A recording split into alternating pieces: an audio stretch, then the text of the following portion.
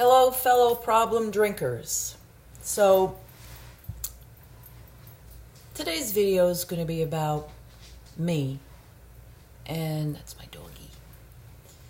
I had mentioned in one of my videos that I just wrote a book, and I'd wanted to write this book ever since I was young, but I wanted to wait for my mom and my dad to pass because I certainly didn't want to embarrass anyone. Not that my mother would have known because she was mentally ill and life was hard with her. Mom was a genius. She painted in oils and acrylics and water and pastels, and she sculpted in, I can see one of her, I have two of her sculptures here, soapstone marble. And she even played in Carnegie Hall. She was a great pianist. I used to come home from school, and sometimes she'd be sitting and playing in that big piano, and it was gorgeous. And friends would come over too. I was young, 6, 7, 8, and if anybody made a sound, she'd slam down the piano and go upstairs and be miserable. She could change her mood on a like that. And Dad, dear old Dad, for the first, 7+ years of my life, my father protected me from my mother with her outbursts and wanting to hit me. And then when I became 8 and started to get a little chubby, things started to change. And I remember the first day that it started, I was getting ready for school, and I'm like smoothing down my dress, and my father looks up and he goes, "How do you walk out of the house looking like that? You have to be the fattest girl in school." I was like, "What?" I said, "Daddy, I'm not." "Don't you tell me you're not the fattest girl in school. Look at your ass. Look at your fat ass."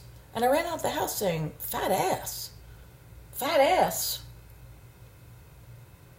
Well, from that day on, life was hell, and Daddy certainly didn't do much protecting of me and the kids. I'm the oldest of 4.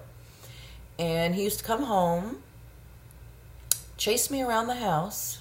My mother would just sit there. I'd be screaming. And he'd pick me up like a sack of potatoes, and he had a scale by the table. And he used to put me on the scale. If I gained any weight, beat me up, made me sit at the dinner table, not eat, clean the dishes, go upstairs. And my sister and sometimes my mom would bring me up food. And he really never called me Romola. He called me Fat Molly.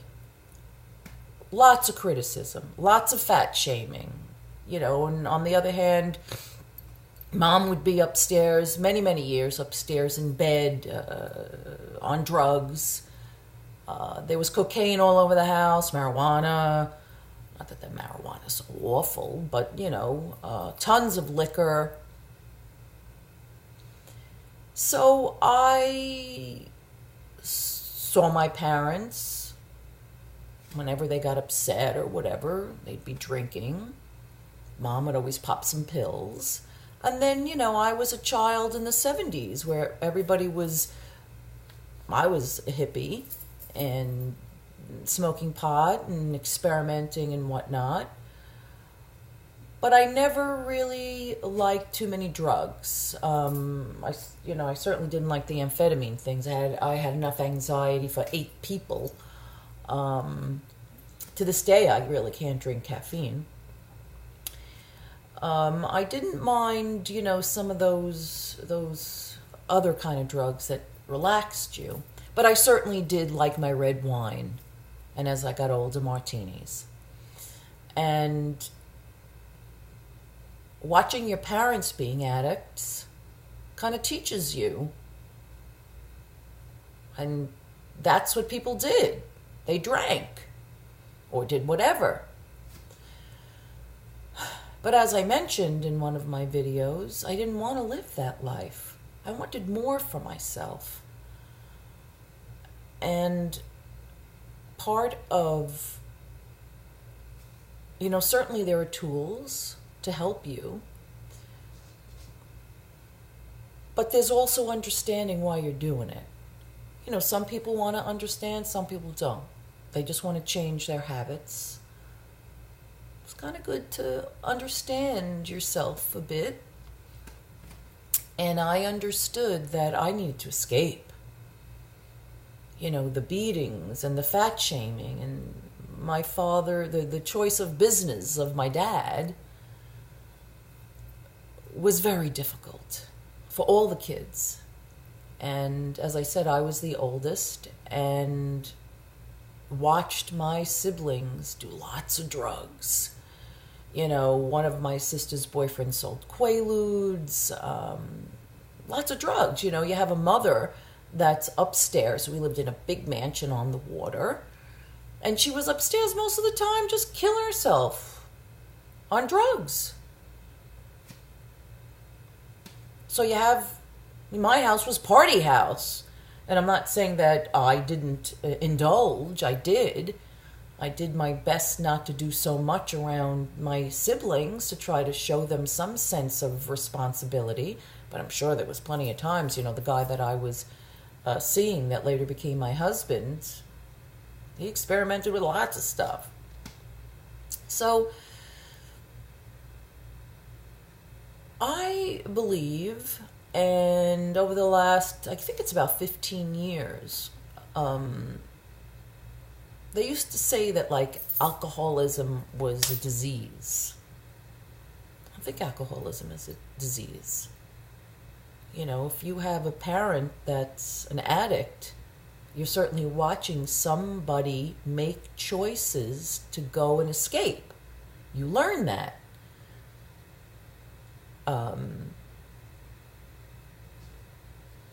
For me, I wanted to unlearn that. And I wanted to unlearn all the nasty, horrible shit that they told me about me. Because part of the reason I was drinking wasn't only to escape what they were doing, but was to escape how I was feeling about myself. Yeah.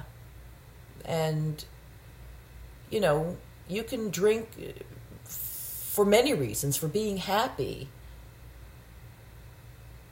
But the quality of your life is so much better when you have the gift of drinking. So learn how to do it responsibly. And whatever responsibly is for you. There was a man who used to drink a bottle of scotch every night for years. And he believed that he could moderate. So then he started to drink half a bottle every day, which is huge for him. Not for me, for him. Harm reduction. Then as time went on, the second year, he was drinking a quarter of a bottle every day. Huge for him. And he eventually got down to 2 glasses a day, and he was very happy with that. Harm reduction. He was proud of himself. His whole life changed. His family was proud of him. His friends were proud of him. He was healthier. It's good. So everybody's got their own plan. Everybody's got their own life. Everybody's got their own reasons. And finding out what they are and doing something about it is joyful. It's great. I mean, it's difficult. We mess up. But then we just open up our eyes the next day and say, okay, another day to do good. And if you mess up, you mess up. It's a journey. You just don't ever stop. Quit. No, you don't do that. You be patient and you're creating your life. And it'll happen if you never quit trying to create a good life for yourself. Getting control of your drinking is one amazing way. Plenty of other ways too. So I know lots of you have had, your issues with your family, drinking, mother or father or sister or brother and aunt, friends. Talking about friends, I chose to let go of a lot of friends that just didn't want to moderate. I didn't want that life anymore. And I'm happy. And I have plenty of friends, I have friends that like to drink martinis, friends that like to drink beer, friends that like to drink wine, friends that like to smoke marijuana, maybe a couple of other things. But they moderate and have a good life. That's what I want for you. So if there's any questions, please, there's comments down there, and I'll get back to you. And if any of you have decided that you'd like to start getting a handle on your drinking, let me know, because I'm here. Goodbye, problem drinkers. Till next time.